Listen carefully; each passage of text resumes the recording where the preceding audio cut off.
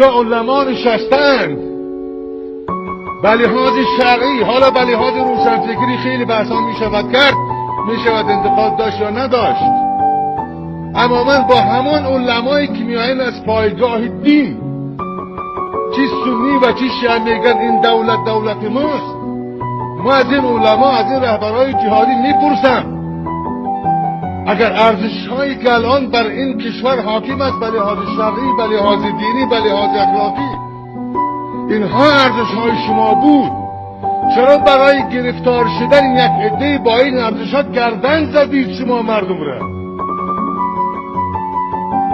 شما برای نیکتای پوشیدن آدم کشتید، شما برای ریش نداشتن آدم کشتید، شما برای موسیقی آدم کشتید، شما فیض منگل رو در بدخشان گردن زدین برای اینکه پای تار زده بود، شما آدم در هرات قتل عام کردین برای اینکه ترانه خوانده بود. الان تلویزیون هایتون رو نگاه کنید، رقص های سکس و برهنه است. این دولت شماست؟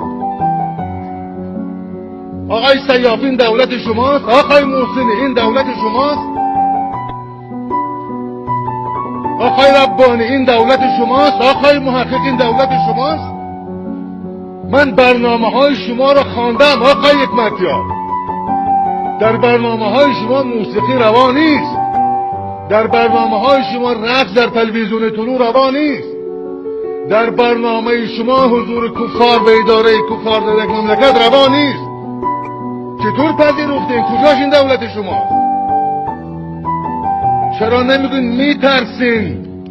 جرأت ندارین انتقاد بکنین، جرأت ندارین بیان بکنین، برای اینکه میخواین زندگی بکنین با حقارت.